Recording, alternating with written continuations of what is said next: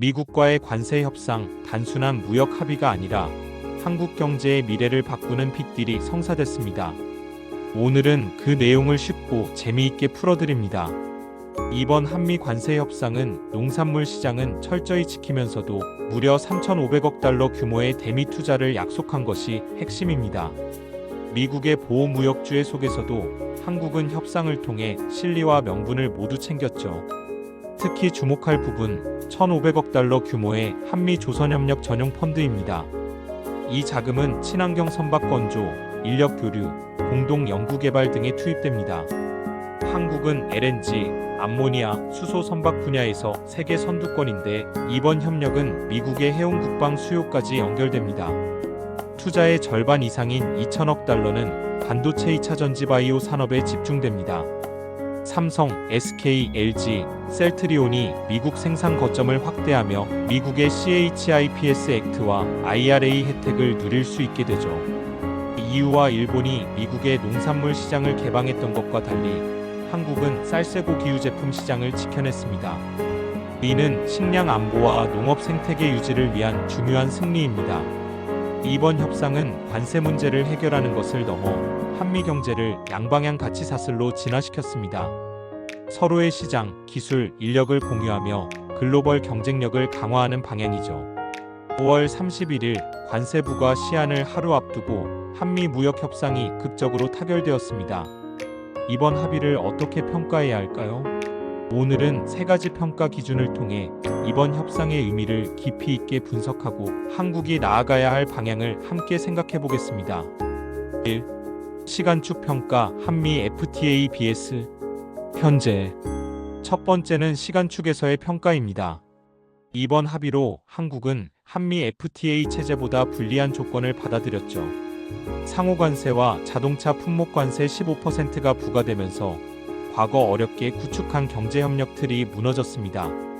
더욱이 이번 합의는 비망록 형태로 법적 구속력이 없어 불확실성만 커졌다는 점이 큰 우려입니다. 앞으로 있을 정상회담에서 추가 요구가 나올 가능성도 높습니다. 방위비 분담, 비관세 장벽 완화 등 더 많은 압박이 예상되는 만큼 한국은 철저히 대비해야 합니다. 2. 공간축 평가 경쟁국 vs 한국. 두 번째는 경쟁국과 비교한 평가입니다. 미국은 한국뿐 아니라 일본, EU와도 비슷한 조건을 요구했죠. 한국은 조선협력을 협상 카드로 활용해 농축산물 시장 추가 개방을 막는 등 최악의 상황은 피했습니다. 하지만 경쟁국과 동등한 조건이라는 점에서 승리라기보다는 손실 최소화에 가깝습니다. 3. 전지적 트럼프 시점 미국의 숨은 의도. 세 번째는 트럼프 대통령의 시각에서 본 평가입니다. 이번 협상은 단순한 무역 문제가 아닙니다. 미국은 한국, 일본, EU를 15% 클럽으로 묶어 중국 포위전의 일환으로 활용하려 합니다.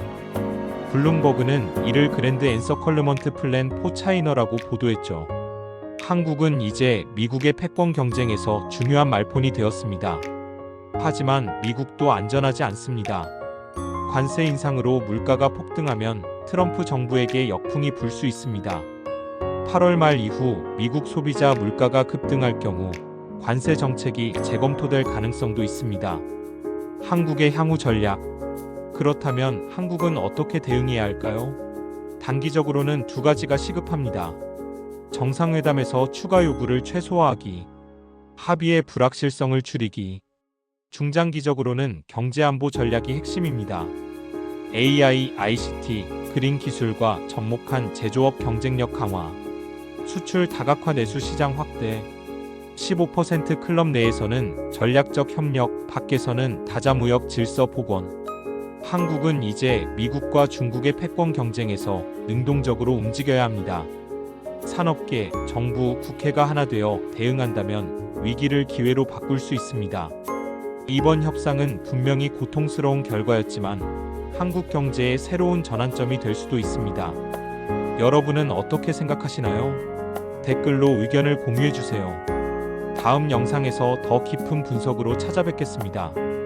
감사합니다. 좋아요와 구독으로 더 많은 경제 이야기를 만나보세요.